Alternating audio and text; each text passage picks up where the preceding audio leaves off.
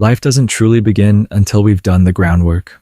Carl Jung, one of the most influential psychologists of the 20th century, believed that our journey through the first few decades of life is not the main story, but merely preparation. Life really does begin at 40, he said. Up until then, you are just doing research. It's a bold claim, one that challenges how most people view aging. We're taught to fear growing older, to see midlife as a period of decline, chaos, or crisis. Popular culture is filled with cliches about the so-called midlife crisis, a time of existential dread, rash decisions, and desperate attempts to cling to youth. But Jung offers a radically different perspective. What if this stage of life isn't a crisis at all, but an awakening? What if it's not an end, but a new beginning? To understand this, we need to look at what the first 40 years of life represent. Think of those years as a phase of exploration, a time when we gather experiences, build identities, and learn how the world works. It's a time of rapid growth, where we absorb ideas and values from the people and culture around us. But it's also a time of searching. Who am I? What should I do with my life? What will make me happy? These questions drive us in our youth, yet the answers we find often feel incomplete. In those early decades, we're trying to make sense of life while still figuring out who we are. We build careers, relationships, and families, but often with a focus on external success and societal approval. We're learning, striving, and sometimes failing, and all of it shapes us. Yet, as Jung suggests, all of this is preparation. It's research. It's laying the groundwork for something more profound. By the time we approach 40, we begin to sense that the old ways of living no longer satisfy us. The priorities that once seemed so urgent, climbing the career ladder, fitting in, meeting expectations, start to lose their grip. We realize that much of what we've been doing was shaped by others' definitions of success and happiness. And that realization, though unsettling, is also liberating. It's the beginning of a new phase, one Jung called individuation, a process of becoming whole, of living life on our terms. This shift is not sudden. It doesn't happen overnight. It's gradual, often beginning with small, quiet questions. Is this all there is? Am I living the life I truly want? These questions might emerge during moments of reflection, a career milestone, a significant birthday, or even just a quiet evening alone. But once they appear, they don't go away. They grow louder, demanding answers, and those answers require us to confront ourselves in ways we never have before. The world may see this as a midlife crisis. It's easy to label these moments of questioning and change as a breakdown. But Jung invites us to reframe the experience. What if this is not a crisis at all? What if it's an opportunity?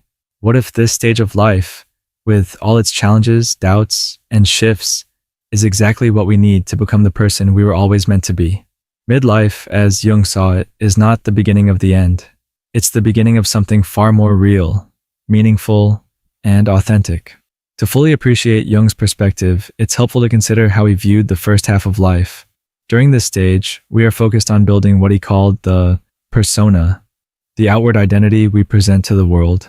This persona is influenced by our upbringing, culture, and social expectations. It's the version of ourselves that seeks approval, fits in, and succeeds in the eyes of others. It's a necessary phase.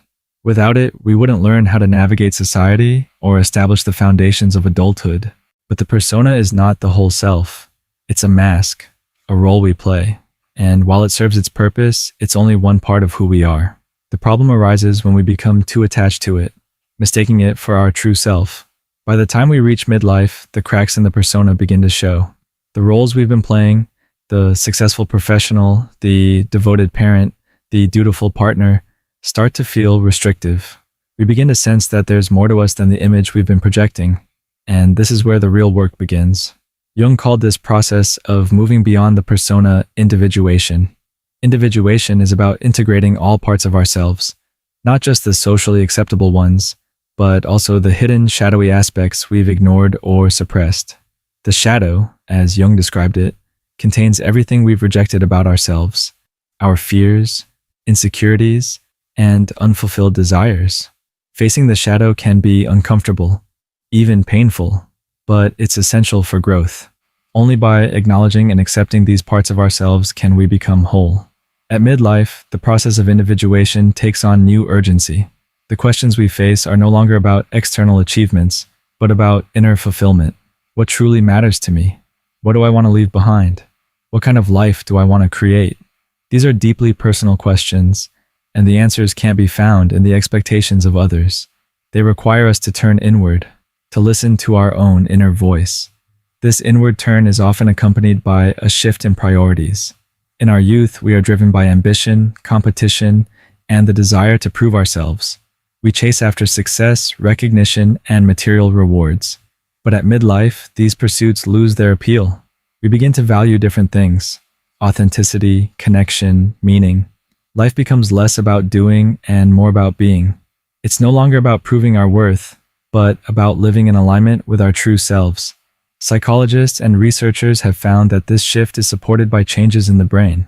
Neuroscientific studies show that as we age, the brain's emotional centers become more balanced. We become less reactive and more reflective. We are better able to regulate our emotions and approach life's challenges with a sense of calm and perspective. This emotional maturity allows us to make decisions based on our values rather than our fears. We stop living on autopilot and start living with intention. This doesn't mean that midlife is without its challenges. On the contrary, it can be a time of profound upheaval. The process of questioning and redefining ourselves often involves letting go of old identities, relationships, and goals. This can feel like a loss, and it's easy to see why some people experience it as a crisis. But as Brené Brown points out, what we call a midlife crisis is often an unraveling. It's a time when we are challenged to let go of who we think we're supposed to be and embrace who we truly are. This unraveling can be messy. It might involve difficult conversations, major life changes, or periods of uncertainty. But it's also a time of incredible growth. Viktor Frankl, a psychiatrist and Holocaust survivor, wrote that the primary drive in human life is the will to meaning. At midlife, this drive becomes more urgent. We are no longer content to live according to someone else's script. We want a life that feels significant, even if it looks different from what we once imagined. For many, this means confronting fears that have held them back. The fear of judgment, the fear of failure, the fear of stepping into the unknown. These fears can be paralyzing, but midlife offers an opportunity to face them head on. It's a chance to rewrite the story of our lives, to let go of what no longer serves us, and embrace what truly matters. Abraham Maslow, a pioneer in humanistic psychology, described this process as self-actualization. It's the drive to realize our full potential, to become the best version of ourselves. At midlife, self-actualization takes on a new depth. It's no longer about achieving external success, but about finding inner fulfillment. It's about living a life that feels authentic and meaningful. This process is not easy, but it is rewarding. Studies show that people in their 40s, 50s, and beyond often report higher levels of life satisfaction than those in their 20s and 30s. They feel more connected to themselves and others. They are less concerned with what others think and more focused on what brings them joy and purpose. This is the gift of midlife, the freedom to live on our terms. Jung believed that this freedom comes from embracing the full complexity of who we are. It's about integrating the light and the dark, the successes and the failures, the dreams and the disappointments. It's about accepting ourselves completely, even the parts we find difficult to face. The most terrifying thing is to accept oneself completely, Jung said, but it is also the most liberating. Midlife is not a time to despair over what we've lost.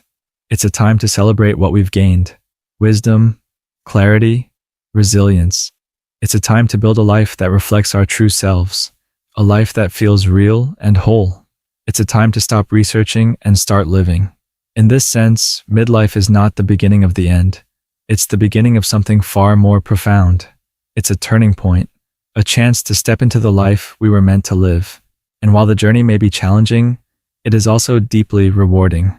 Life really does begin at 40, not because we have all the answers, but because we finally start asking the right questions.